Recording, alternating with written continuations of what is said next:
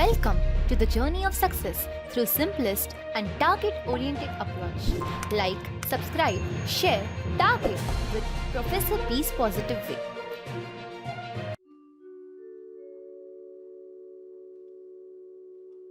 नमस्कार विद्यार्थी मित्र, आज आपण एमपीएससी स्पर्धा परीक्षेमध्ये पूर्व परीक्षेची तयारी करत असताना जो आपला पेपर 2 आहे, ज्याला आम विद्यार्थी आम भाषेमध्ये सीसॅट पेपर असं संबोधलं जातं.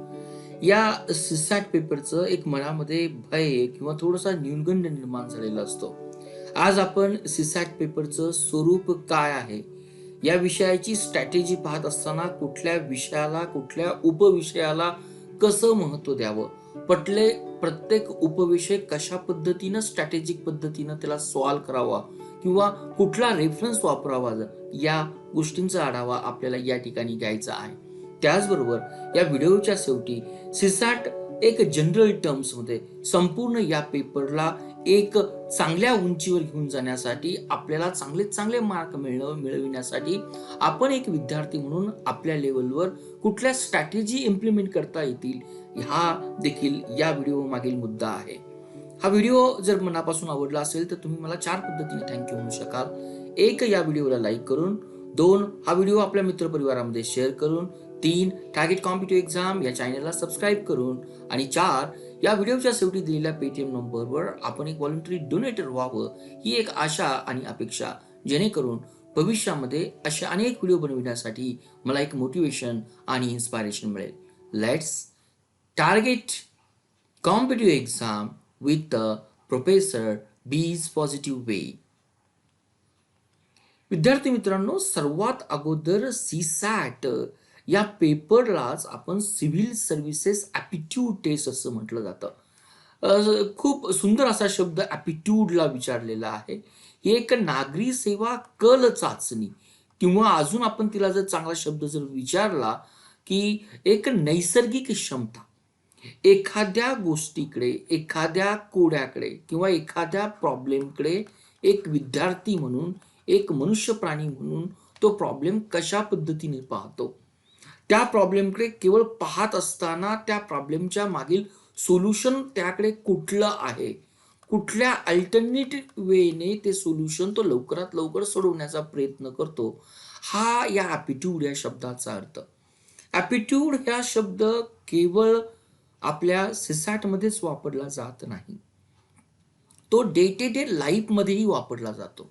ॲप्टिट्यूड बरोबर ॲटिट्यूड हा शब्द देखील वापरला जातो, पण या ठिकाणी ॲटिट्यूड याचा अर्थ तुमचा स्वभावाची वृत्ती असा होतो, पण ॲप्टिट्यूड याचा अर्थ एखादा प्रॉब्लेम सोडवण्यासाठी तुम्ही कुठले ऑप्शन्स वापरतात, हा अर्थ होतो. अगदी सोप्या भाषेमध्ये आपण ॲप्टिट्यूडचा अर्थ समजून घेतला. जर आपल्याला हा अर्थ समजला असेल तर एमपीएससीनं हा पेपर का ठेवला याचा उद्देशही आपल्याला या ठिकाणी समजून येतो. जे अधिकारी तुम्ही उद्या भविष्यामध्ये महाराष्ट्र देशाची, महाराष्ट्र राज्याची, महाराष्ट्रातील जनतेची सेवा करणार आहात, त्यामध्ये खरंच तो ॲप्टिट्यूड्स आहे का? सर्व्हिसमध्ये काम करत असताना अगदी आपल्याला मे बी फ्रॉम राजकीय अँगल असेल, किंवा मे बी तांत्रिक अँगल असेल, किंवा मे बी पर्सनल अँगल असेल, किंवा मे बी हायरार्की अँगल असेल, या अँगलनी ज्या काही समस्या उद्भवतात, या उद्भवणाऱ्या समस्या आपल्या लेवलला, आपल्या ॲथॉरिटीमध्ये आपल्याला त्या सॉल्व्ह करण्याची ॲप्टिट्यूड असणं गरजेचं आहे. आणि ही ॲप्टिट्यूड या एमपीएससीच्या प्री परीक्षेच्या पेपर 2 मध्ये चेक केली जाते. आपण आता पाहूया हा पेपर एमपीएससीने कुठल्या ठिकाणी ठेवलेला आहे. आज एमपीएससीच्या ज्या काही 1, 2, 3 स्टेज आहे, ज्याला आपण पूर्व परीक्षा म्हटलं जातं, मुख्य परीक्षा म्हटलं जातं, तर या मुख्य परीक्षेमध्ये हा पेपर सिव्हिल सर्व्हिसेस ॲप्टिट्यूड येतो. त्या मुख्य परीक्षेतील जो की आपण पेपर, एमपीएससीने कुठेही या पेपरला सीसॅट असा उल्लेख केलेला नाहीये. एमपीएससीनं हा सामान्य अध्ययन पेपर 2 एवढाच उल्लेख केलेला आहे. त्यामुळे सीसॅटचा उल्लेख आपल्याला एमपीएससी मध्ये कुठेही दिसत नाही, परंतु सर्वजण या पेपरला सिव्हिल सर्व्हिसेस ॲप्टिट्यूड टेस्ट म्हणतात आणि हा पेपर याच नावानं या ठिकाणी मानला जातो. आता मार्कच्या अँगलनं या पेपरचं मी एक ज्यावेळेस विश्लेषण करण्याचा प्रयत्न करतो किंवा टोटल अँगलनी पाहतो, त्यावेळेस मला ही गोष्ट कळते की याच्यामध्ये जवळजवळ एकूण जर आपण जर क्वेश्चन जर पाहिले तर 80 क्वेश्चन्स माझ्याकडे आहेत. आणि प्रत्येक क्वेश्चन्सला किंवा टोटल जर मार्क्स जर पाहिले तर या ठिकाणी मला 200 गुणच आहेत. म्हणजे जर प्रत्येक क्वेश्चनचा जर विचार केला तर प्रत्येक क्वेश्चनसाठी मला 2.5 गुण मिळतात. हा एक संदर्भ. आणि दुसरा एक संदर्भ, आपल्याला निगेटिव्ह मार्किंग सिस्टीम असणंही गरजेचं आहे. निगेटिव्ह मार्किंग सिस्टीम आपल्याकडे जी काही पद्धत आहे ती 1/3 आहे, किंवा आपण त्याला म्हणूया आउट ऑफ 1 मार्क जर चुकलं असेल किंवा तुमचे मार्क्स हे प्रत्येक क्वेश्चन्स मागे 0.33 क्वेश्चन्स मार्क्स मान्य होणार, किंवा अजून आपण आपल्या वेगळ्या लॉजिकलने जर यूज केला, जर 3 बीट किंवा क्वेश्चन जर चुकले असेल तर या 3 क्वेश्चनचे जे काही मार्क्स, जे काही पनिशमेंट आहे किंवा जी निगेटिव्ह मार्किंग्स आहेत त्यातील जे मार्क्स तुमच्या राईट क्वेश्चनचे मार्क्स आलेले आहेत त्या क्वेश्चनचे मार्क्स मायनस होणार आहेत. म्हणजे 2.5 मार्कासाठी जर हा प्रत्येक क्वेश्चन 2.5 मार्कासाठी जर असेल तर या ठिकाणी आपल्याला समजून घेणं गरजेचं आहे की त्या क्वेश्चनचे मार्क्स आपले मायनस तर होतात, 2.5 मार्क पण जातात, परंतु बाकीच्या 3 विषयांचे क्वेश्चनचे मार्क्स देखील या ठिकाणी आपल्याकडून मायनस होतात. त्यामुळं मार्क एका क्वेश्चनला जास्त आहेत त्याचा निगेटिव्ह डिसएडव्हान्टेज असा होतो कम्पॅरेटिव्हली, ज्यावेळेस मी फर्स्ट पेपर्सची कंपॅरिझन करतो त्यावेळेस माझे मार्क्स या ठिकाणी मोठ्या प्रमाणात कमी होतात. तिसरा पॉईंट जर मी या ठिकाणी अजून जर डिस्कशनला घेण्याचा प्रयत्न केला तर एमपीएससी या ठिकाणी अगदी कुठला सेक्शन कुठल्या स्तरावरचा आहे हे प्रश्न या ठिकाणी व्यक्त करतं. हा पदवी स्तरावरचा सेक्शन दिलेला आहे. एक सेक्शन 6 नंबरचा 10वीच्या स्तरावर दिलेला आहे. 7 नंबरचा सेक्शन 10वी ते 12वीच्या स्तरावर दिलेला आहे. आणि यात आपल्याला जे काही प्रश्न येणार आहे म्हणजे स्तर या ठिकाणी दिलेला आहे, जेणेकरून आपल्याला आयडिया आली पाहिजे की कुठला सेक्शन कुठल्या लेवलनी किंवा कुठल्या डीपमध्ये आपण तो करणं गरजेचं आहे. ज्यावेळेस आपण दुसरा पॉईंटला जातो त्यावेळेस हा पेपर, प्रत्येक पेपर्स मराठी आणि इंग्लिशमध्ये जरी असेल तर त्याला काही एक्सेप्शन्स आहेत, ते आपण या ठिकाणी पाहणार आहोत. आणि हा जो पेपर्स आहे तो एमसीक्यू बेस्ड पेपर असेल, हा एक चौथा पॉईंट आपल्याला या ठिकाणी कळतो. पण सर्वात महत्त्वाचा या संपूर्ण पॉईंटचा जर विचार केला तर या 80 क्वेश्चनसाठी आपल्याला जो काही टाइम दिला जातो तो जवळजवळ दिला जातो 2 तासाचाच, म्हणजे 120 मिनिटाचा. म्हणजेच प्रत्येक क्वेश्चनसाठी आपल्याला जे काही टाइम लिमिट दिले जाणार आहे ऑलमोस्ट, आपण जर विचार जर केला, ऑलमोस्ट नियर टू 1.40 सेकंड. हा मुद्दाम सांगण्याचा पर्पज असा की ज्यावेळेस सीसॅट किंवा कुठलाही आपण GS1चा पेपर तयार करतो, कम्पॅरेटिव्हली GS1 पेपर्समध्ये आपल्याला टाइम मॅनेजमेंट होतो, पण विद्यार्थ्यांना टाइम मॅनेजमेंट का होत नाही तर हे गणित आपण या ठिकाणी समजून घेत नाही. आणि एक अट्टहास आपला हाच असतो की ग्रॅज्युएशन्सपासून की जोपर्यंत आपण सर्व क्वेश्चन सोडवत नाही तोपर्यंत वी आर नॉट सॅटिस्फाईड. ह्या टाइम मॅनेजमेंटचा विचार जर केला, त्या कंटेंटचा जर विचार केला तर विद्यार्थ्यांना सर्वात ही गोष्ट लक्षात ठेवणं गरजेचं आहे. 80 पैकी 80 प्रश्न सोडवणं it is a really difficult time. कारण या ठिकाणी आपल्याला आकलनाचे प्रश्न असणार आहे, नेक्स्ट स्लाइड्समध्ये पाहणार आहोत. त्यामुळं या प्रश्नाचा किंवा या पेपरचा विचार करत असताना विद्यार्थ्यांनी जर 60 क्वेश्चन जर आपलं टार्गेट जर ठेवलं तर 60 क्वेश्चन्स पैकी मॅक्झिमम क्वेश्चन्स हे माझे बरोबर आलेच पाहिजेत. म्हणजे 80 पैकी 60 क्वेश्चन एनी हाऊ मला सोडवायचेच आहे. त्यातले त्यात माझे काही क्वेश्चन जी चुकतील किंवा जे रॉंग येतील ते 5च्या वरती असता कामा नये. ही एक सिंपल स्ट्रॅटेजी मी तुमच्याशी या पेपरचा अभ्यास करत असताना किंवा पेपर समजून घेत असताना पाहिजे. आता या पेपरच्या आतमध्ये कंटेंटमध्ये आपण जातो. हे एमपीएससीने दिलेले 7 टॉपिक्स आहे. यूपीएससीचा ज्या पद्धतीनं सिलेबस आहे तोच एमपीएससीनं हा सिलेबस कॉपी पेस्ट केलेला आहे. यामध्ये आकलन हा भाग आपल्याला दिसतोय. आकलनाशीच रिलेटेड दुसरा जो काही भाग आहे तोच आपल्याला मराठी आणि इंग्लिश भाषेवरचं आकलन आहे. या दोघांच्या मध्ये आपल्याला फरक काय आहे हेही पाहायचं आहे. परंतु या 7 सेक्शन्समध्ये कुठला सेक्शन्स इम्पॉर्टंट आहे, कुठल्या सेक्शनला मी प्राधान्य दिलं पाहिजे, कुठला सेक्शन मी नंतर केला पाहिजे, का केला पाहिजे, हा जर मला क्रम जर ठरवायचा असेल तर आज विद्यार्थी म्हणून 2013 पासून किंवा 2015 पासून जे काही क्वेश्चन्स पेपर आत्तापर्यंत एमपीएससीने सीसॅटचे कंडक्ट केलेले आहेत त्याचं जर मला ॲनालिसिस कळालं तर मला माझा प्राधान्यक्रम या उपसेक्शनचा मला ठरवता येतो. ज्यावेळेस हा प्राधान्यक्रम मी ठेवण्याचा विचार करतो त्यावेळेस मला असं जाणवतं की जो काही सेक्शन नंबर आपला 1 जो मी तुम्हाला मेन्शन्स केला 1 आणि 7चा सेक्शन जर मेन्शन केला त्याला आपण उतारावरील प्रश्न किंवा कॉम्प्रिहेन्शन असं म्हटलं जातं. ऑलमोस्ट 50 मार्क्सला किंवा 50 क्वेश्चन्स हे याच्यातले येतात. दुसरा जो काही सेक्शन जो काही आहे मुद्दाम या ठिकाणी मी थोडंसं क्लब केलेलं आहे. परंतु ज्यावेळेस मी ॲनालिसिस करतो, ज्याला आपण बुद्धिमत्ता किंवा ज्याला आपण बौद्धिक क्षमता असं म्हटलं जातं, तो हा पेपर येतो. आणि ज्याला आपण अंकगणित किंवा बेसिक न्यूमेरसी असं म्हटलं जातं, तो हा सेक्शन येतो. ऑलमोस्ट 25 क्वेश्चन्स पैकी near to more than the 15 questions हे आपल्या बुद्धिमत्ता क्षमता या चाचणीवरचे असतात. त्यातील काही क्वेश्चन्स बेसिक न्यूमेरीचे क्वेश्चन जर पाहिले 2015-16च्या पेपरमध्ये यांचं वेटेज खूप अधिक होतं. पण ज्यावेळेस मी 2019च्या पेपरकडे जातोय त्यावेळेस कम्पॅरेटिव्हली मॅथ सेक्शन हा कमी किंवा त्याचं वेटेज कमी होत चाललेलं आहे.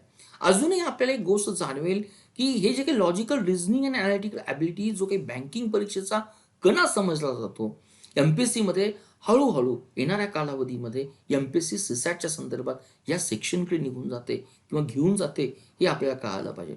आणि सर्वात सेफ झोन या पेपरमध्ये जो विद्यार्थींना माहीत असणं तेवढंच महत्त्वाचं आहे, त्या झोनला आपण जे काही नाव दिलेलं आहे ते डिसिजन मेकिंग किंवा प्रॉब्लेम सॉल्व्हिंग असं नाव दिलेलं आहे.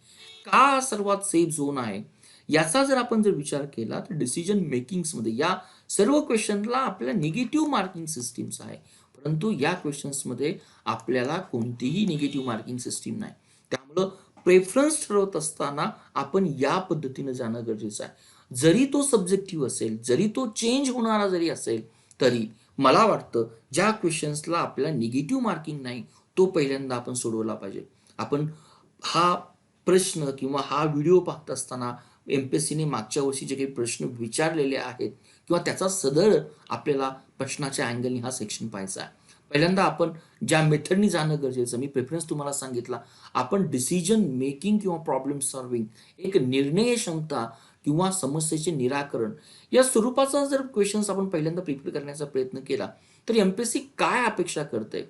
साधारणपणे मुद्दाम हा क्वेश्चन्स मी तुम्हाला मागच्या वर्षीच्या 2017-18च्या क्वेश्चन्स पेपरमध्ये आलेला आहे. या ठिकाणी तुम्हाला एक सिच्युएशन्स दिलेली आहे. तुम्ही एका पोलीस स्टेशनमध्ये अधिकारी आहात. या ठिकाणी एकाच समाजातील 2 पंथामध्ये धार्मिक गोष्टींवरून वादविवाद झालेला आहे. त्यातील या वादविवादामध्ये जो काही बहुसंख्य समाज आहे, अल्पसंख्यक समाजाने त्यातील पोलिसांना विनंती केलेली आहे की या बहुसंख्य समाजाच्या नेत्याला अटक करा. परंतु बहुसंख्य समाजाचा नेता या ठिकाणी किंवा त्यातील जे काही लोक आहेत त्यांना भीती वाटते की पोलीस या नेत्याला मे बी एन्काउंटरमध्ये मारू शकतील. त्यावेळेस हा मॉब, त्या बहुसंख्य समाजाचा मॉब हा पोलीस स्टेशनहून चालून आलेला आहे. एक अधिकारी म्हणून या ठिकाणी तुम्ही कुठला निर्णय घेणार, कुठली डिसिजन मेकिंग करणार, कशा पद्धतीने हा प्रॉब्लेम सॉल्व्ह करणार, अशा पद्धतीचे तुम्हाला प्रश्न विचारले जातात. आणि हे खाली 4 ऑप्शन दिलेले आहे. हा प्रश्न मला देण्याचा मतितार्थ हा कुठलाही मी बनवलेला प्रश्न नाहीये. हा MPSCने मागील काही वर्षामध्ये दिलेला प्रश्न. जर MPSCला अशा पद्धतीचे प्रश्न जर हवे असेल तर आपली तयारी देखील त्या संघाने असणं गरजेचं आहे. दुसरा प्रश्न मुद्दा मी या संदर्भातला दुसरा दिलेला आहे. मे बी मागच्या वेळेस तुम्हाला पोलीस अधिकारी इमॅजिन करावं लागलं. यावेळेस तुम्हाला असं इमॅजिन करायचं की तुम्ही एखाद्या प्रदूषण नियंत्रणाचे अधिकारी आहात. मे बी कधीतरी तुम्हाला वाहतूक पोलिसाची भूमिका किंवा वाहतूक अधिकाऱ्याची भूमिका निभावी लागेल किंवा कधी कधी तुम्हाला आधी प्रायव्हेट प्रश्न देखील विचारला जाईल. एका संशोधन संस्थेमध्ये तुम्ही अधिकारी आहात. एक व्यक्ती कंटिन्युअसली रजा घेतोय. या कंटिन्युअस रजा घेणाऱ्या व्यक्तीला तुम्ही हा प्रॉब्लेम कशा पद्धतीने सॉल्व्ह कराल, या पद्धतीचे प्रश्न हे डिसिजन मेकिंग आणि प्रॉब्लेम सॉल्व्हिंग मध्ये दिले जातात. म्हणजे काही प्रश्न ह्या प्रश्नांचा जर आधार जर घेतला, तुम्ही वाचलं तर एक्झॅक्टली 2 क्वेश्चन बाय इलिमिनेशन मेथडनी तुम्हाला कळतात की उत्तर नाहीच आहे, नसूच असू शकतं. परंतु हा डिसिजन मेकिंग आणि प्रॉब्लेम सॉल्व्हिंगचा प्रश्न केवळ इलिमिनेशन मेथडने आपल्याला सॉल्व्ह करून चालत नाही. यातील जे काही 2 रिमेनिंग ऑप्शन्स राहतात ते 2 रिमेनिंग ऑप्शन्स रिअली आपल्या दृष्टीने चॅलेंजिंग ठरतात. आता हा प्रश्न हे 5 क्वेश्चन्स कसे सोडवायचे, आणि हे जे काही क्वेश्चन्स 1 ते 80 सेक्शन्समध्ये येतात. साधारणपणे गेली 5 वर्षाचा पेपर जर पाहिला तर बहुतेक क्वेश्चन्स हे क्वेश्चन नंबर 76 पासून 80 पर्यंत हे क्वेश्चन 5 नंबरचे क्वेश्चन्स या सेक्शन्ससाठी राखून ठेवलेले आहेत. त्यामुळे विद्यार्थी मित्रांनी पेपर आल्यानंतर आपल्या पेपरची चांगली जर सुरुवात करायची असेल तर डायरेक्टली तुम्ही 76 क्वेश्चनवर जा. डेफिनेटली हा तुम्हाला चांगला गणिशाय करता येईल. आता नेक्स्ट प्रश्न पडतो की सर या पद्धतीचे प्रॉब्लेम सॉल्व्ह करत असताना किंवा उत्तर देत असताना काय गोष्ट पाहिली पाहिजे. सर्वात महत्वाची गोष्ट या ठिकाणी तुम्हाला बॅलन्स जमला पाहिजे. कारण एक अधिकारी म्हणून तुम्ही काम करता, एक सरकारचं तुम्ही गव्हर्नमेंटचं रिप्रेझेंटेशन्स करता. केवळ गव्हर्नमेंटचं रिप्रेझेंटेशन किंवा प्रतिनिधित्व करत नाही, तुम्ही त्या विभागाचं प्रतिनिधित्व करताय. आणि ज्यावेळेस विभागाचे प्रमुख म्हणून तुम्ही काम करताय, त्यावेळेस त्या विभागाचे कुठलीही समस्या सोडवत असताना काही नियम आहेत, काही रूल्स आहेत, काही अधिनियम आहे. या अधिनियमांना धरूनच तुम्हाला हे प्रॉब्लेम सॉल्व्ह करावे लागतात. हा पहिल्यांदा बॅलन्स. त्याच पद्धतीने जो काही प्रॉब्लेम्स तुमच्याकडे लोक घेऊन येतात, समूह घेऊन येतो, तो समूहाच्या दृष्टीनं तो त्यांचा प्रॉब्लेम सोडवणं महत्वाचा असतो. मे बी हा प्रॉब्लेम कुठल्याही न्यायाला धरून नसतो किंवा जस्टिफिकेशन नसतो, तो भावनिक असतो. या ठिकाणी तुम्हाला तुमचा एक ह्युमन अँगल किंवा मानवी स्वभाव या ठिकाणी किती पद्धतीने यूज करायचा किंवा मानवी स्वभाव यूज करत असताना माझी जी काही नैतिकता आहे, माझी जे काही नैतिक मूल्य आहे, गव्हर्नमेंटनी ज्या पर्पजसाठी मला या ठिकाणी ठेवलेलं आहे, त्यांना कुठलाही धक्का न लावता मला हा प्रॉब्लेम सॉल्व्ह करता आला पाहिजे. म्हणून डिसिजन मेकिंग आणि प्रॉब्लेम सॉल्विंग, निर्णय निर्धारण आणि समस्येचं निराकरण करत असताना विद्यार्थी मित्रांनी या 4 गोष्टींचं नेहमी नियोजन करावं. पहिल्यांदा तुम्हाला त्या क्वेश्चन्समध्ये कुठली भूमिका अदा करायची, कुठला रोल दिलेला आहे, ज्या पद्धतीने जी सिच्युएशन दिलेली, सिच्युएशन काय सांगतंय. नंतर तुम्हाला कुठला भाग दिलेला आहे, तुमचा अधिकार कुठला दिलेला आहे आणि जो काही तुम्ही निर्णय घेणार आहात, तो निर्णय सरकारी पातळीवर योग्य आहे का? किंवा तो घेणारा निर्णय केवळ तुम्ही मानवी अँगलनी घेतलेला आहे का? या सर्वांचा विचार करून हे 5 मार्काचे क्वेश्चन्स तुम्हाला सॉल्व्ह करायचे आहेत आणि त्यातील मोर अप्रोप्रिएट उत्तरकडे आपल्याला घेऊन जायचं आहे. त्यामुळं पहिली स्ट्रॅटेजी मी तुम्हाला सांगितली, 1 ते 80 क्वेश्चन्स पैकी you can prepare these first 5 questions. Comparatively आपल्याला त्यात निगेटिव्ह मार्किंग सिस्टीम असते. आता दुसऱ्यांदा प्रश्न विचार पडतो की सर मी कुठल्या ठिकाणी जावं. जर हे 5 मार्क झाले असेल तर सर्वात जास्त मार्क देणारा जो काही प्रश्न आहे तो आहे आपला आपण म्हणूया की लँग्वेजचा.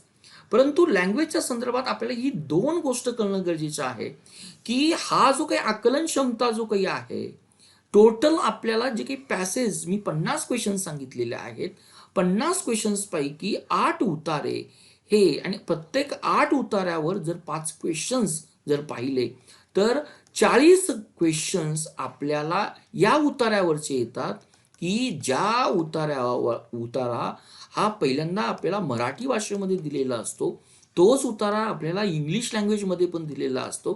तीच गोष्ट या उतार्यावरील जे काही प्रश्न असतात ते प्रश्नही आपल्याला मराठी भाषेमध्ये आणि इंग्लिश भाषेमध्ये दिलेले असतात. हे जवळजवळ 40 क्वेश्चन्स येतात.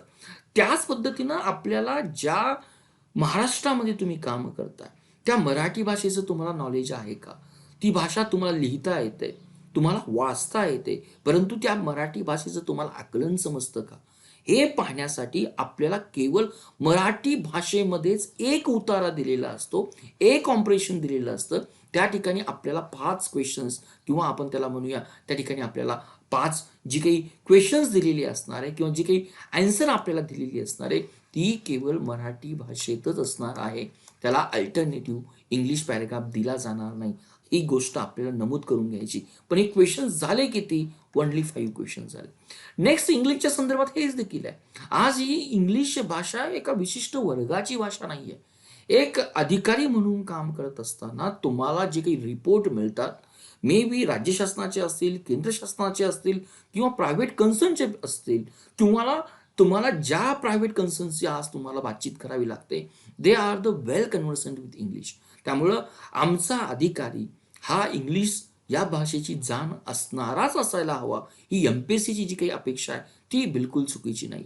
त्यामुळं हा जो काही तुम्हाला उतारा इंग्लिश भाषेवरचा दिला जाईल, हा देखील उतारा एकच कॉम्प्रिहेन्शन तुम्हाला दिलं जाणार आहे. त्यावर जे काही क्वेश्चन्स विचारले जाणार आहे 5 क्वेश्चन्स, त्यावर क्वेश्चनचे जे काही आन्सर जे काही असणार आहे ते देखील आपल्याला फक्त इंग्लिश भाषेमध्येच असणार आहे.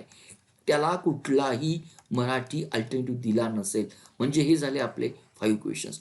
अशा पद्धतीनं हा 40 क्वेश्चन्स म्हणजे आपण भाषांतरित मराठी आणि इंग्लिशमध्ये. नंतरचे 5 क्वेश्चन्स केवळ मराठी भाषेमध्ये आणि नंतरचे 5 क्वेश्चन्स आपल्याला केवळ इंग्लिश भाषेमध्ये दिसतात. आता या उतार्यामध्ये जर हे 50 क्वेश्चन जर असतील, सर्वात जास्त जर मार्क घेऊन जाणारे असतील, तर या ठिकाणी कुठली स्ट्रॅटेजी असावी? विद्यार्थी मित्रांनो, माझी जी काही स्ट्रॅटेजी मी अवलंबली किंवा तुम्ही अवलंबवावी, ही जी काही स्ट्रॅटेजी काही मला मला मेन्शन्स करायची. प्रथम तुम्ही जे इंग्लिश भाषेतला जो काही वनली इंग्लिश भाषेतला पॅराग्राफ्स आहे, त्या पद्धतीने मूव्ह करा. आता हा मुद्दा मी काही पॅराग्राफचा पार्ट तुम्हाला दिलेला आहे. हा पॅराग्राफ इतका छोटासा नसतो. May be it is depending upon तुम्हाला 4 ते 4 पॅराग्राफ्स येतील किंवा मे बी 2 पॅराग्राफ्स येतील. एक समजण्यासाठी हा केवळ इंग्लिशमध्ये आहे, त्याचं मराठी कन्व्हर्जन दिलं नाही. आणि या ठिकाणी जे काही तुम्हाला क्वेश्चन्स येतात, there are the different matters. काही क्वेश्चन्स पहा, अगदी तुम्हाला सिंपल शब्द विचारलेला आहे की अपसाइड मीन्स म्हणजे काय. केवळ उथळ्यावरील त्या लेखकाचं अंडरस्टँडिंग किंवा त्या लेखकाने काय सांगितलेलं आहे त्या आकलना पलीकडे कधी कधी काही प्रश्न आपल्याला हे त्या शब्दांच्या वर येतात किंवा व्हॉकॅब्युलरी बेस्ड देखील प्रश्न असतात, जेणेकरून इंग्लिश भाषा आपली चेक करणं हा उद्देश असतो. हा पहिल्यांदा क्वेश्चन्स तुम्ही प्रिपेअर करा. नंतर दुसरा जो काही क्वेश्चन्स तुम्ही प्रिपेअर करा उत्तरातला, ज्याला फक्त मराठीच आहे, तो साधारणपणे हा क्वेश्चन्स तुम्हाला दिसतो आणि क्रमांकही तुम्हाला दिसतो. हे 41 ते 45 म्हणजे 5 क्वेश्चन्स आपल्याला फक्त मराठी भाषेवरचे असणार आहेत, त्याला इंग्लिशचं भाषांतर असणार नाहीये. त्यामुळे जाताना याला तुम्ही प्रिपेअर करा आणि याचे जे काही क्वेश्चन्स आणि आन्सर्स असणार आहे, पर्याय असणार आहेत, ते देखील मराठीचं असणार आहे. आणि हे 10 क्वेश्चन सोडवल्यानंतर तुम्हाला मूव्ह करायचं आहे की ज्या पॅरेग्राफला दोन्ही ठिकाणी मराठी पहिल्यांदा सुरुवात होते आणि नंतर इंग्लिशही सुरुवात होते आणि त्यानंतर तुम्ही मूव्ह करताय की त्याचे जे काही क्वेश्चन्स येतील ते मराठीमध्ये देखील असणार आहेत आणि ते इंग्लिशमध्ये असणार आहे. म्हणजे मी एक तुम्हाला टप्पा दिला. आपल्याला कॉम्प्रिहेन्शन जरी 50 मार्काचा जरी असेल तर 50 मार्क सोडत असताना आपण या पद्धतीनं जाणं हा आपल्याला पेपर इझिली ग्राफ्स करण्यासाठी एक दिशा देऊन जातो. आणि आता सर्वात महत्त्वाचं पडतं की सर या पेपरसाठी स्ट्रॅटेजी काय? विद्यार्थी मित्रांनो, जे काही आपल्याला 8 पॅरेग्राफ्स येतात, ही स्ट्रॅटेजी ठरवत असताना किंवा कुठला पॅरेग्राफ ठरवावा हा विद्यार्थ्यांना महत्त्वाचा विषय असतो. आता हे पॅरेग्राफ जर मागील 5 वर्षाचं जर आपण ॲनालिसिस जर केलं, तर हे पॅरेग्राफ्स हे वेगवेगळ्या विषयाचे असतात. काही पॅरेग्राफचं कंटेंट हे ऐतिहासिक असतं, काही पॅरेग्राफचं कंटेंट हे आपल्याला राजकीय अँगलने दिसतं, काही पॅरेग्राफचं कंटेंट हे विज्ञान आणि तंत्रज्ञान या सदरामध्ये मोडतं. काही पॅरेग्राफ्स हे केवळ तत्वज्ञानावर आधारित असतात किंवा ते मानवी भावभावनांशी संबंधित असतात किंवा आपण त्याला म्हणूया काही लेखकाच्या संदर्भात असतात किंवा काही हे ललित लेखनाच्या संदर्भात असतात. काही आपल्याला समस्या मांडल्या जातात, ज्या समस्या राजकीय स्वरूपाच्या असतील, ज्या समस्या आपण म्हणूया की आर्थिक समस्या असतील किंवा काही पॅरेग्राफमध्ये तुम्हाला एक सांख्यिकीय माहिती दिली जाते, त्यातून अनालिसिस केलं जातं. त्यामुळं पहिली स्ट्रॅटेजी यातील तुमची आवड कुठली आहे, त्या आवडीनुसार तो पॅराग्राफ चूज करा. फ्रॅक्शन ऑफ सेकंदात त्या पॅराग्राफकडे पाहिल्यानंतरच आपल्याला कळतं हा ऐतिहासिक पार्श्वभूमी असणारा पॅराग्राफ्स आहे का एक सोशल समस्या घेऊन असणारा पॅराग्राफ आहे. त्यामुळे पहिली स्ट्रॅटेजी, तुम्हाला तुमची आवड कुठल्या क्षेत्रात आहे त्यानुसार तुम्ही हा पॅराग्राफ चूज करा. दुसरी जर स्ट्रॅटेजी जर पाहिली, जरी तुमचा ऐतिहासिक किंवा मानवी अंग असेल तरी समटाईम्स आपल्याला तो पॅराग्राफ देखील कुठेतरी डिफिकल्ट वाटतो. त्यामुळं केवळ तीच चॉईस म्हणून तुम्ही मूव्ह करू नका. ज्यावेळेस सिच्युएशन पडेल त्या ठिकाणी मूव्ह करा. त्यातल्या त्यात मला ही गोष्ट तुमच्याशी जरूर मेन्शन करायची आहे. पॅराग्राफ पाहिल्यानंतरच आपल्याला कळतो की हा पॅराग्राफचं जे काही कंटेंट आहे ते सायन्स अँड टेक्नॉलॉजी ओरिएंटेड आहे. आणि सायन्स अँड टेक्नॉलॉजी ओरिएंटेड जर कंटेंट जर असेल तर माझी विद्यार्थ्यांना रिक्वेस्ट ही असेल की तुम्ही मराठी कंटेंटकडे न जाता त्या विषयाच्या इंग्लिश कन्व्हर्जनकडे, भाषांतराकडे जावं आणि त्यानुसार उत्तर लिहिण्याचा प्रयत्न करावा. का? आपण दुर्दैवानं म्हणूया, आज विज्ञान आणि सायन्स हे जे काही विषय आहेत, आज आपल्या मराठी भाषेमध्ये त्या स्वरूपात भाषांतरित झालेले नाही आहेत. त्यामुळं इंग्लिश सायन्स अँड टेक्नॉलॉजी हा सब्जेक्ट मराठीमध्ये कन्व्हर्ट करताना तो इतकासा माझ्या मते प्रॉपरली कन्व्हर्ट केला जात नाही. त्यामुळे ही स्ट्रॅटेजी आपल्याला चॉईस आणि चेंज करत असताना घ्यायची आहे. तिसरी स्ट्रॅटेजी जर म्हटलं की या ठिकाणी ही गोष्ट लक्षात ठेवा की फॉर एक्झाम्पल त्या पॅरेग्राफ्समध्ये आपल्याला काय नमूद केलेलं आहे. सपोज मागच्या जर मी उदाहरण जर पाहिलं, मुद्दा मी तुम्हाला दाखवण्याचा प्रयत्न करतो. मागचं उदाहरण आपण या ठिकाणी मुद्दा मेन्शन करूया की व्यापारी मानवी संस्कृती इतकी जुनी बाब आहे. मे बी या प्रश्नाचा जर विचार जर केला तर हा प्रश्न माझ्या मनामध्ये एक त्याचं वेगळं उत्तर आहे. विद्यार्थी मित्रांनो, हे वेगळं उत्तर न देता या ठिकाणी माझ्या मताला या ठिकाणी बिलकुल अर्थ नाही. मे बी त्या प्रश्नाची रिलेटेड माझा काही पूर्वग्रह असेल, ज्याला आपण प्रिज्युडाइज ओपिनियन असं म्हटलं जातं. त्या प्रिज्युडाइज ओपिनियनला आपण बिलकुल स्टिक व्हायचं नाही. या ठिकाणी जो काही लेखक किंवा त्या उतार्याचा जो काही ऑथर त्या उतार्यामध्ये जे काही कंटेंट दिलेलं आहे ते कंटेंट बरोबरच आहे, त्यानुसार मला त्याचं उत्तर द्यायचं आहे. ही आपल्याला स्ट्रॅटेजी या ठिकाणी इम्प्लिमेंट करावी लागेल. नेक्स्ट स्ट्रॅटेजीकडे मी जातो की प्रश्न पडतो की सर कॉम्प्रिहेन्शन किंवा उतार्यावरील प्रश्नातील आकलनातून या अधिकारातला कुठला गुण चेंज केला जातो. आज हा जो काही तुम्हाला 20 ते 25 लाईनचा उतारा दिला जाईल, फ्रॅक्शन ऑफ सेकंदामध्ये, फ्रॅक्शन ऑफ मिनिटामध्ये तुम्हाला तो सॉल्व्ह करायचा आहे. म्हणजे जे काही तुम्हाला डेटा दिला जातो, जो काही तुम्हाला प्रॉब्लेम दिला जातो, त्या प्रॉब्लेममधून ज्या काही समस्या आहेत किंवा त्याचा क्रक जो काही आहे, त्याचा जो काही प्रिसाइजनेस आहे, तो प्रिसाइजनेस आपल्या एमपीएससीच्या अधिकाऱ्यांना समजावा म्हणून पॅसेज आणि त्यावरील प्रश्नही विचारले जातात. हा कन्सेप्ट जर मला या ठिकाणी जर समजला तर मला उतारा सोडवण्यासाठी माझा अप्रोच या ठिकाणी बदलू शकतो. नेक्स्ट अप्रोच जो मला या ठिकाणी महत्त्वाचा आहे, या ठिकाणी एक गोष्ट विद्यार्थी मित्रांनो लक्षात ठेवा, या ठिकाणी या उतार्यातून त्या विद्यार्थ्याचं कुठलंही जनरल नॉलेज चेक केलं जात नाही. या उत्तरातून त्या उत्तरामागील कन्सेप्च्युअल क्लॅरिटी किंवा आपण म्हणूया आणि तो किती वेळात ही कन्सेप्च्युअल क्लॅरिटी क्लिअर करतोय, त्याचा त्या उत्तरामागील समंजसपणा, त्या उत्तरामागील त्याची आयडिया, त्याचं परसेप्शन, हे त्याचं परसेप्शन पलीकडे त्या उत्तरातून लेखकाला काय सांगायचं आहे ही गोष्ट आपल्याला या ठिकाणी समजली पाहिजे. आणि उतार्यावरील शेवटची स्ट्रॅटेजी, एक गोष्ट लक्षात ठेवा, उतार्याचे प्रश्न सोडवत असताना बहुतेक मुलांच्या मध्ये कन्फ्युजन असं असतं, सर मी प्रथम आधी उतारा वाचू की प्रथम आधी मी त्या उतार्यावरील प्रश्न सोडू. Again it is very subjective. परंतु तुम्ही ज्या पद्धतीने प्रॅक्टिस करतात, केवळ प्रश्न जर वाचून तुम्ही उतार्याकडे जर जात असेल तर मला वाटतं आपल्याला तो उतारा समजण्यासाठी थोडासा आपण म्हणूया थोडंसं आपण सायंटिफिक अँगलने जातो. त्यामुळं बेस्ट वे पहिल्यांदा तो उतारा काही वेळामध्ये काही फास्ट वाचून घ्या पहिल्या रीडिंग्समध्ये आणि त्याकडे प्रश्नाकडे जा. ही बेस्ट स्ट्रॅटेजी राहील. आणि त्यातील जे काही प्रश्न ज्या भागावर आलेले आहेत त्या भागाकडे परत उतारा वाचत असताना वेळ द्या. कारण हे उतार्यावरील 5 क्वेश्चन्स आपल्याला जे काही सोडवायचे आहेत मिनिमम 5 to 7 मिनिटातच सोडवायचे आहे. आणि हीच एमपीएससीची एक रिक्वायरमेंट आपल्याला उतार्यामागे देणं गरजेचं आहे. तर आपण पहिल्यांदा decision making and problem solving हा सीसॅट मधील पेपर कशा पद्धतीने प्रश्न विचारले जातात हा पाहिला. दुसऱ्यांदा आपण कॉम्प्रिहेन्शनचे प्रकार पाहिले आणि कॉम्प्रिहेन्शनचे प्रकारचे क्वेश्चन सीसॅट मध्ये सॉल्व्ह करत असताना किंवा त्याला फेस करत असताना आपली स्ट्रॅटेजी कशी असावी हाही मुद्दा आपण या ठिकाणी मेन्शन केला. नंतर आपण नेक्स्ट मुद्द्याकडे जातो, ज्याला आपण जनरल मेंटल ॲबिलिटी किंवा आम भाषेमध्ये आपण त्याला बुद्धिमत्ता चाचणी असं म्हटलं जातं. बहुतेक विद्यार्थी 4थीची स्कॉलरशिप असेल, 7वीची स्कॉलरशिप असेल किंवा आपण म्हणूया नवोदय विद्यालयाच्या ज्या काही एक्झाम्स असेल किंवा जे विद्यार्थी MBA साठी तयारी करतात त्या विद्यार्थ्यांना CETची परीक्षा ही द्यावीच लागते. आणि आता मोस्टली कॅम्पसमध्ये देखील ही ॲप्टिट्यूडची परीक्षा हाच प्रोफेशनल कोर्ससाठी द्यावीच लागते किंवा आपण म्हणूया प्रज्ञाशोध परीक्षेमध्ये दिली जाते. विद्यार्थी मित्रांनो, जनरल मेंटल ॲबिलिटीजमध्ये जरी काही प्रिस्क्राईब सिलेबस दिला असेल, प्रिस्क्राईब सिलेबस कुठला दिलेला आहे किंवा कुठला आपल्याला माहित आहे की याच्यामध्ये आपल्याला ब्लड रिलेशन, नातेसंबंधावर काही प्रॉब्लेम्स आहे, दिशेच्या संदर्भात काही प्रॉब्लेम्स आहेत किंवा घड्याळावरील काही प्रॉब्लेम्स आहे किंवा आपण त्याला म्हणूया काही ॲनॉलॉजी आपली दिली जाते, मे बी ती व्हर्बल स्वरूपाची असेल, नॉन व्हर्बल स्वरूपाची असेल, तुम्हाला काही क्लासिफिकेशन दिलं जाईल, मे बी सिरीजचे प्रॉब्लेम असेल. परंतु MPSC मध्ये जर आपण पेपरचं जर अनालिसिस आपण पुढच्या स्लाइड्समध्ये करणार आहोत, हे बेसिक गोष्टीवर प्रश्न विचारले जातात. परंतु आता जे काही प्रश्न विचारले जातात ते तुमच्या सिटिंग अरेंजमेंटवर असतील, मे बी फ्लोअर टेस्टिंगवर असतील, इनपुट आउटवर असतील किंवा तुम्हाला एखादी डायग्राम दिली जाईल, त्याचा पाथ तुम्हाला फाइंड आउट केला जाईल, या पद्धतीचे क्वेश्चन्स हे विचारले जातात.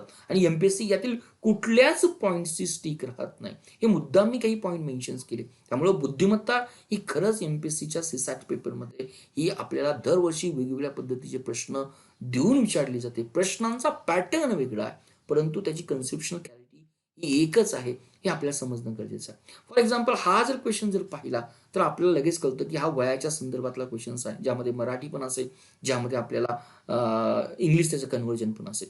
दुसरा क्वेश्चन जर दिला तर आपल्याला व्हर्बल डायग्रामच्या संदर्भात आहे, जो आपण 4थी-7वीला आपण पाहिला जातो. त्यामुळे आपण निग्लेक्ट करू शकत नाही की MPSC it is only the high question किंवा सीएटीचे प्रश्न विचारले जातात. अगदी बेसिक काही क्वेश्चन त्यामध्ये इन्क्लूड असतात.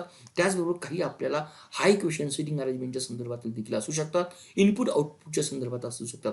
परंतु मागील मी ज्यावेळेस 2-3 वर्षापूर्वीचे क्वेश्चन पाहतो त्यावेळेस मशीन रिलेटेड प्रॉब्लेम्स खूप कमी प्रमाणात निर्माण झालेले. त्यामुळे जनरल मेंटल ॲबिलिटी या प्रश्नासाठी जे काही 25 पैकी आपल्याला पॅरेग्राफ्स नंतर जे काही अधिक प्रश्न विचारले जातात, 15 क्वेश्चन जे काही विचारले जातात ते या सेक्शन्सवरचे आहेत. त्यामुळे आपण याला बिलकुल निग्लेक्ट करता कामा नये. आता या विषयाची स्ट्रॅटेजी पाहत असताना मे बी आपण या ठिकाणी ठरवणं गरजेचं आहे की या सेक्शन्समध्ये माझा होल्ड कुठला आहे.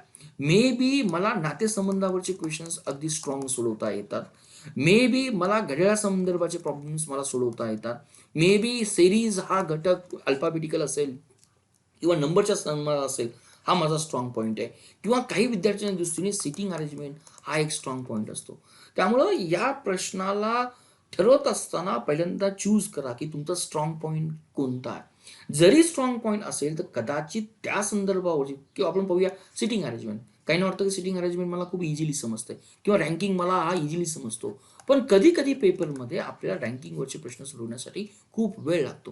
त्यावेळेस आपण आपल्या या तत्वाशी स्टिक न राहता there is need to change our strategy, आणि चेंज स्ट्रॅटेजी केल्यानंतर कदाचित बाकीचा सेक्शन देखील आपल्याला तारू शकतो. त्यामुळे जनरल मेंटल ॲबिलिटी या पेपरची स्ट्रॅटेजी पाहत असताना आपल्याला कमीत कमी वेळात जे क्वेश्चन्स लवकर सॉल्व्ह करता येतील त्यांना प्रिफरन्स करा. आपल्या आवडणाऱ्या सेक्शनशी जास्त स्टिक होऊ नका, कारण आपल्याला वेळेचं लिमिटेशन, प्रिस्क्राईब लिमिटेशन आहे. प्रत्येक क्वेश्चन्स हा ऑलमोस्ट 1.40 सेकंदामध्ये सॉल्व्ह करता आला पाहिजे. May be it is possible, कदाचित हा टाइम आपल्याला 2 मिनिटंही जाऊ शकतो. काही क्वेश्चनसाठी हा टाइम आपल्याला अगदी 40 सेकंदही जाऊ शकतो. परंतु समवॉट एक्सटेंड आपल्याला कुठेतरी कम्पेन्सेशन करायचं आहे. जे विद्यार्थी या पद्धतीने मॅनेजमेंट करतील असे सॅटचा पेपर त्यांना इझिली जाईल. दुसरा प्रश्न येतो बेसिक न्यूमेरसीच्या संदर्भात. बेसिक न्यूमेरसीमध्ये जर पाहिलं तर आपल्याला अगदी नंबर सिस्टीम्स आपल्याला महत्वाची आहे. त्यामध्ये वर्गमूळ येतात, ज्यामध्ये घनमूळ येतात, ज्यामध्ये क्वाड्रॅटिक इक्वेशन्स येतात किंवा बीजगणित येतं, जॉमेट्री सेक्शन्स येतो किंवा आपण म्हणूया टाईम वर्कचे प्रॉब्लेम्स येतात, स्पीड डिस्टन्सचे प्रॉब्लेम्स येतात. याही पलीकडे आपल्याला डेटा इंटरप्रिटेशन्स येतात आणि डेटा सफिशियन्सी येतात. परंतु यूपीएससी आणि एमपीएससी पेपरच्या सीसॅटचा जर पेपर पाहिला तर यूपीएससी मध्ये बहुतेक भाग हा डेटा इंटरप्रिटेशनवर दिला जातो. एमपीएससी मध्ये हा खूप कमी भाग दिला जातो. परंतु एमपीएससीच्या संदर्भामध्ये डेटा सफिशियन्सी प्रश्नामध्ये तुम्हाला एक डेटा दिला जातो. मे बी हा डेटा स्टॅटिकच्या स्वरूपात असेल, मे बी हा डेटा लॉजिकलच्या संदर्भात असेल आणि त्यानुसार तुम्हाला एक लॉजिकली कन्क्लुजन करावं लागतं. त्यामुळं अभ्यासक्रमामध्ये बेसिक न्यूमेरसी, डेटा इंटरप्रिटेशन आणि सफिशियन्सी हा जरी भाग दिला असेल तरी मागील काही वर्षापासून हार्डली म्हणजे ऑलमोस्ट 2013 पासून आपला डेटा इंटरप्रिटेशनवर बार चार्ट आहे किंवा लाईन चार्ट आहे किंवा आपण म्हणूया ब्लॉक चार्ट आहे किंवा केसलेस स्टडी आहे, यावर एमपीएससी खूप कमी प्रमाणात क्वेश्चन्स आपल्याला विचारते. बेसिक न्यूमेरसीमध्ये कम्पॅरेटिव्हली जर आपण जर क्वेश्चन जर पाहिले तर या 25 पैकी हार्डली एक 5 to 6 क्वेश्चन्स आपल्याला विचारले जातात. डे टू डे मध्ये ह्या केवळ बेसिक न्यूमेरसीवरचे क्वेश्चन्स आपल्याला कमीत कमी होत आहे.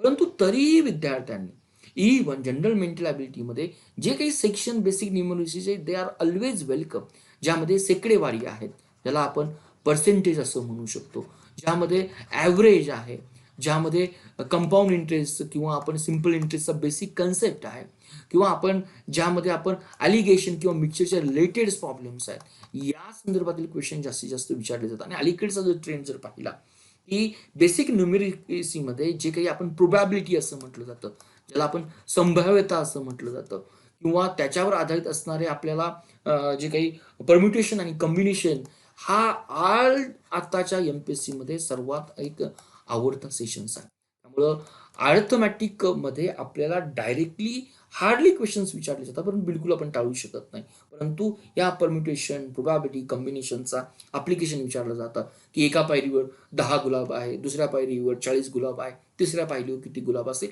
या संदर्भातले क्वेश्चन्स हे आपल्या अरिथमेटिक या सेक्शन्सवर अवलंबून असतात. त्यामुळं जरी या क्वेश्चनला 4 to 5 मार्क्स असेल, परंतु आपलं जनरल मेंटल ॲबिलिटी किंवा बुद्धिमत्ता हा सेक्शन अधिक पॉवरफुल होण्यासाठी आपल्याला बेसिक न्यूमरसी हा सेक्शन येणं तेवढाच महत्त्वाचा आहे, हे आपण समजून घेऊया. मुद्दाम मी काही क्वेश्चन्स तुम्हाला या ठिकाणी दिले. हा आपला टाईम, वर्क, स्पीड, मॅनेजमेंट किंवा आपला डिस्टन्सवरचा प्रॉब्लेम्स आहे. दुसरा क्वेश्चन्स हा APSI सारखाच डायरेक्टली अरिथमेटिक सेक्शन्सवर विचारलेला आहे. पण मी जसं मेन्शन्स केलं, आत्ता गेली 3 ते 4 वर्षामध्ये या प्रकारचे प्रश्न हे विचारले जात नाही.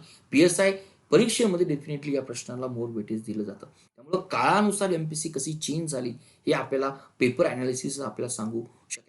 दुसरा सर्वात महत्त्वाचा गोष्ट येतं लॉजिकल रिझनिंग, ज्याला आपण नावच दिलेलं की तर्कशास्त्रीय युक्तिवाद किंवा त्याला तार्किक आणि एनालिटिकल म्हणजे विश्लेषण क्षमता यावरचे प्रश्न आपल्याला या ठिकाणी अपेक्षित केले जातात. काय विचारलं जातं? हा सेक्शन मोस्टली बँकिंगमध्ये, परंतु येणाऱ्या 3 ते 4 वर्षामध्ये आपल्याला काही पॅरेग्राफ दिले जातील, आपल्याला काही स्टेटमेंट दिले जातील. त्यातून आपल्याला काही गृहीतकं धरावी लागतील, काही अनुमान काढावे लागतील, काही कोर्स ऑफ ॲक्शन करावी लागेल किंवा कोर्स ऑफ इफेक्ट काय असेल या पद्धतीचं आपल्याला गणित करावं लागेल. त्या शास्त्रीय भाषेमध्ये आपण सिलोइझम असं म्हटलं जातं. विधाने दिली जातात, विधानाच्या संदर्भात आर्ग्युमेंट विचारले जातात, ॲझम्पशन्स विचारले जातात. यातून हा विद्यार्थी एक अधिकारी होण्यासाठी ॲबल आहे किंवा नाही या तार्किक आणि विश्लेषण क्षमतेचे काही प्रश्न आपल्याला विचारले जातात. प्रश्नाचं स्वरूप कसं आहे हे जर आपण पाहण्याचा जर प्रयत्न केला तर हा प्रश्न तुम्हाला या संदर्भातला विचारला जाईल की ऑल हा सिलोझिझमचा टाईपचा प्रश्न आहे की मे बी अशा पद्धतीचे क्वेश्चन्स आपल्याला मराठीमध्ये पण सॉल्व्ह करता येतात आणि आपल्याला इंग्लिशमध्ये पण सॉल्व्ह करता येतात. म्हणजे येणाऱ्या काळामध्ये केवळ जनरल मेंटल ॲबिलिटी यावर MPSC स्टिक राहिलेली नाही आहे, तर लॉजिकल रिझनिंग आणि ॲनालिटिकल ॲबिलिटी हा CSAT पेपरचा एक बदलता ट्रेंड आपल्याला या ठिकाणी समजून घेता आला पाहिजे. तार्किक आणि विश्लेषण क्षमतेमध्ये आपल्याला आजही काही व्हर्बल जी काही क्वेश्चन्स येतात, त्याचबरोबर काही नॉन व्हर्बल क्वेश्चन्स येतात डायग्रामच्या आधारे. तुम्हाला काही कंडिशन्स दिल्या जातात, नकाशा दिला जातो की या मार्गावरून तुम्हाला या मार्गावर जायचं आहे, तर तुम्हाला किती पद्धतीने जाता येईल, की कुठलं ठिकाण या ठिकाणी गेल्यानंतर तुम्हाला किती वेळ लागेल, या स्वरूपाचे क्वेश्चन्स हे लॉजिकल रिझनिंग या सेक्शन्समध्ये येतात. आणि आपण जे काही एंटर करतोय, जो आपल्या पेपरमध्ये जे काही 7 घटक आहेत, त्या 7 घटकामध्ये दिलेला इंटरपर्सनल, ज्याला आपण वैयक्तिक कौशल्य किंवा आंतरवैयक्तिक कौशल्य आणि संवाद कौशल्य असं म्हटलं जातं. MPSCमध्ये या सेक्शनला आतापर्यंत खूप कमी वेळा प्रश्न आलेले आहेत. मे बी या इंटरपर्सनल कम्युनिकेशन स्किल्स, हे जे काही कम्युनिकेशन स्किल्स आहे, की जो काही अधिकारी उद्या आपल्या क्लायंटशी, उद्या आपल्या वरच्या अधिकाऱ्यांशी किंवा आपल्या खालच्या लो रँकिंग अधिकाऱ्यांशी ज्या पद्धतीने कम्युनिकेशन्स करणार आहे, ते कम्युनिकेशन कसं असावं, त्यातली ती ॲबिलिटी आहे किंवा नाही हे चेक करण्यासाठी या सेक्शन्सवर प्रश्न विचारले जातात. आणि हे क्वेश्चनचा पॅटर्न जर पाहिला तर काय चेक केलं जातं, की अधिकारी कसा असावा, की त्यामध्ये अनेक वेगळे गुण आहेत. त्यामध्ये एक मानवी भावना असणारा एम्पॅथी असावा, त्यामध्ये आपल्या ज्युनियर कलिग्सचं ॲप्रिशिएशन करण्याची ताकद असावी, त्यामध्ये एक आशावाद असावा एखादा प्रॉब्लेम सोडवत असताना, तो अधिकारी प्रामाणिकपणे दररोजली सिन्सिअरिटी ऑनरेबली काम करणारा असावा आणि सर्वात महत्त्वाचं तो जो डिसिप्लिन असेल तर संपूर्ण डिपार्टमेंट हे डिसिप्लिन्स होतं आणि त्याच्या कामाप्रती ही इंटिग्रेट असावी. May be there are the number of things. या इंटरपर्सनल आणि कम्युनिकेशन स्किल किंवा वैयक्तिक कौशल्य आणि संवाद कौशल्यासह ही ॲटिट्यूड चेक केली जाते, ही ॲपिट्यूड विद्यार्थ्यांची चेक केली जाते, की हा विद्यार्थी दिलेल्या प्रश्नातून काय लर्न करतो आणि किती मोठ्या प्रमाणात तो स्वतःला चेंज करतो आणि त्याचं लर्निंग करत असताना तो राईट अप्रोच कसा मेन्शन्स करतो. पण मी जसं मेन्शन्स केलं, हा क्वेश्चन्स आज MPSCमध्ये खूप आपल्याला कमी प्रमाणात विचारला जातो. शेवटी हे मुद्दा मी तुम्हाला दिलेला आहे. हा प्रश्नाचं स्वरूप कसं असेल, तुम्हाला एक या पद्धतीचे स्टेटमेंट दिलेलं आहे. 4 गोष्टी सिच्युएशन उभ्या केलेल्या आहेत आणि 4 गोष्टी सिच्युएशन उभ्या करून तुम्हाला सांगितलेलं आहे. यातील कुठल्या 2 गोष्टी वेगवेगळ्या क्षेत्रातल्या गोष्टी आहेत, तुम्हाला जवळपास सारख्या वाटतात. आणि हा जो काही पार्ट आहे, या पद्धतीचे जे काही क्वेश्चन्स आहे, त्याला आपण इंटरपर्सनल कम्युनिकेशन स्किल्समध्ये क्लासिफाय करू शकतो. पण मे बी काही ठिकाणी हे क्वेश्चन्स तुम्हाला लॉजिकल रिझनिंग आणि ॲनालिटिकल ॲबिलिटी या सेक्शनमध्ये देखील क्लासिफाय केले जातात. कारण दोघांच्यामध्ये जी काही फरक आहे, मार्किंग आहे, ती खूपच आपण म्हणूया फ्लेक्झिबल्स आहे. त्यामुळे विद्यार्थी मित्रांनो, या सिव्हिल सर्व्हिस ॲप्टिट्यूड्समध्ये जर ओव्हरऑल स्ट्रॅटेजी द्यायची असेल, तर पहिल्यांदा आपल्याला कुठल्या सेक्शनला मार्क अधिक आहे, त्या सेक्शनकडे आपला कल असला पाहिजे. दुसरी गोष्ट, आपल्याला प्राधान्यक्रमाने कुठला उपविषय घेणं गरजेचं आहे, तेही पाहिलं पाहिजे. या व्हिडिओच्या माध्यमातून या गोष्टी मी तुम्हाला सांगण्याचा प्रयत्न केला. आणि जाताना की sir what should be the strategy. विद्यार्थी मित्रांनो, पहिला जर आपण विचार केला ना, की आज MPSC मध्ये जर मुख्य परीक्षेमध्ये एंट्री जर करायची असेल, तर पेपर नंबर 1 आणि पेपर नंबर 2 हा CSAT आहे. याही पेपरला 200 मार्क्स आहे, याही पेपरला 200 मार्क्स आहे. परंतु तुम्ही सर्वजण स्वतःला प्रश्न विचारा, MPSC म्हटल्यानंतर बाकी सर्व विद्यार्थी याच पेपरकडे सर्वात अधिक लक्ष देतात. आणि CSAT म्हटल्यानंतर प्रत्येकाच्या मनात एक प्रश्न असतो, अरे नाही यार, हे तो काही कॉम्पिटिशनचा प्रश्न आहे, it is become the very easy. त्यामुळं हे लक्षात ठेवा की या पेपरला जीकेला जेवढं वेटेज आहे कम्पॅरेटिव्हली तेच वेटेज या पेपरला आहे. त्यामुळे जर जीकेचा तुम्ही दिवसातून जर 3 तास अभ्यास करत असाल, तर डेफिनेटली तुम्हाला 3 तास हा CSATचा अभ्यास करणं गरजेचंच आहे. हे सर्वात महत्त्वाची मी स्ट्रॅटेजी तुमच्याशी नमूद करतो. त्यामुळं पेपरच्या मार्क वेटेजनुसार तुम्हाला असणं गरजेचं आहे. दोन्ही पेपरला वेटेज द्या. वेळ किती द्यावा? मे बी GSचा पेपरचा सिलेबस खूप वास्ट आहे आणि जो काही GSचा आपला पहिला पेपर प्रीचा जो काही असणार आहे, त्याचा उपयोग तुम्हाला मुख्य परीक्षेमध्ये होणार आहे, त्याबद्दल नो डाऊट. परंतु आज आपण जोपर्यंत प्री एक्झाम क्वालिफाय होत नाही, तोपर्यंत आपल्याला मेनला एंट्री येत नाही, ती देखील एक तथ्य आहे. त्यामुळं या पेपरला आपल्याला प्रिस्क्राईब लिमिटेशनमध्येच वेळ द्या. बहुतेक विद्यार्थी पेपरच्या आदल्या दिवशी किंवा आपण म्हणूया की पेपरच्या 1-2 महिने अगोदर CSATच्या मागे लागतात. हा विषय इतकासा सोपा नाही. आणि आज मार्केटमध्ये हे CSAT संदर्भात बराच मोठ्या प्रमाणात भाऊ करण्यात आलेला आहे. जसं मी तुम्हाला सांगितलं की 50 मार्क हे कॉम्पिटिशनवरच आहे, 25 मार्क जनरल मेंटल ॲबिलिटीवर आहे. मार्केट त्याचं काम करतं. पण विद्यार्थी मित्रांनो, मार्केटमधील question paper mock test analyse करत असताना, देत असताना सर्वात भर तुम्हाला MPSCने मागील 2013-15 पासून कशा पद्धतीचे प्रश्न विचारलेले आहेत त्यावर सर्वाधिक स्ट्रेस द्या. जेणेकरून आपल्याला दिशा कळते की मला कशा पद्धतीने जायचं. आणि सर्वात महत्त्वाचं, MPSC CSAT पेपर्समध्ये आपल्याला वेळ खूप महत्त्वाचा आहे. ॲक्युरसी आणि निगेटिव्ह मार्किंग ही या ठिकाणी काम करते. त्यामुळं या व्हिडिओचा मी ओव्हरऑल तुम्हाला आवाका दिला की CSAT पेपरची स्ट्रॅटेजी कशी असावी. येणाऱ्या व्हिडिओमध्ये आपण डिसिजन मेकिंगचा सेपरेट आपला व्हिडिओज आहे. आपल्याला सेपरेटली आपण जर पाहिलं तर कॉम्पिटिशनसाठी कशा पद्धतीने कॉम्पिटिशन करावं, पेपरमध्ये कसं पाहावं, या संदर्भातले व्हिडिओ आहे. परंतु मला वाटतं हा व्हिडिओ तुम्हाला CSAT पेपर आणि त्याचं कंटेंट समजण्यासाठी, त्याची प्रायोरिटी डिझाईन करण्यासाठी हा अतिशय उपयुक्त ठरावा, अशी मी या ठिकाणी आशा व्यक्त करतो.